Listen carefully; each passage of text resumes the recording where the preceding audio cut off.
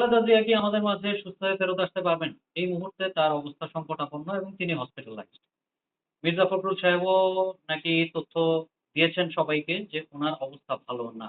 আমার ধারণা এই মুহূর্তে বাংলাদেশের ইভেন যারা আওয়ামী লীগও করে, এই ভদ্রমহিলার প্রতি সবার রেসপেক্ট আছে চরম লেভেলে। তাকে আপসহীন নেত্রী বলা হইতো এবং সে আপসহীন যে এটা প্রমাণ করে দিয়েছে বারবার। শেখ হাসিনাও যদি সুযোগ পেত তাকে বের করে দিত কিন্তু তিনি বের হতে চান নাই এই দেশ থেকে। তাকে খাবারে বিষ প্রয়োগ করে তাকে তিলে, তিলে মেরে ফেলার কথা এখন চাওর হচ্ছে সমগ্র বাংলাদেশে। তাকে মেরে ফেলার চেষ্টা শেখ হাসিনা করেছিল। ডাইরেক্ট মেরে ফেলতে তো পারবে না। কারণ খালেদা জিয়ার মতো পপুলার আসলে বাংলাদেশে আর কোন রাজনীতিবিদ এখন পর্যন্ত হইছে কিনা আমার জানা নাই।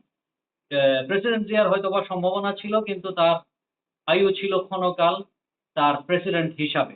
যাই হোক, খালেদা জিয়া এমন একজন ব্যক্তি, আমি কি আ ধানের শীষে ভোট দিব? খুব সম্ভবত না। কিন্তু আমার কনস্টিটিউয়েন্সি তে যদি খালেদা জিয়া থাকতো, ডেফিনিটলি উনাকে ভোট দিতাম। উনি একটা ইনস্টিটিউশন। বিএনপির চেয়ে যদি কিছু বড় থাকে সেটা হচ্ছে খালেদা জিয়া।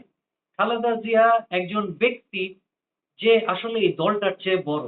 কারণ দলের নেতাকর্মীরা প্রমাণ করতে পারে নাই, তারা আসলে এই দলকে মহিয়ান দল হিসাবে নিয়ে আসবে জাতির সামনে।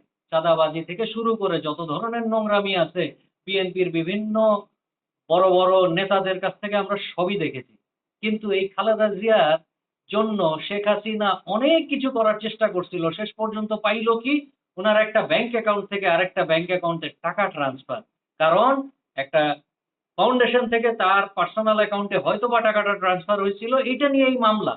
কিন্তু দুর্নীতি কিন্তু খুঁজে পায় নাই। যাই হোক, খালেদা জিয়া আসলে শুধুমাত্র বিএনপির অভিভাবক নয়। কিছুদিন আগে আমি একটি পোস্ট করেছিলাম।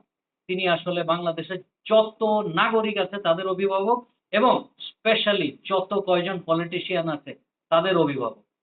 এই মহিলা অবশ্যই সুস্থ হয়ে ফেরত আসা উচিত এবং আমাদের মাঝে থাকা উচিত আরো বেশ কিছুদিন, যতদিন পর্যন্ত বাংলাদেশের পলিটিক্স স্টেবিলাইজ না হবে।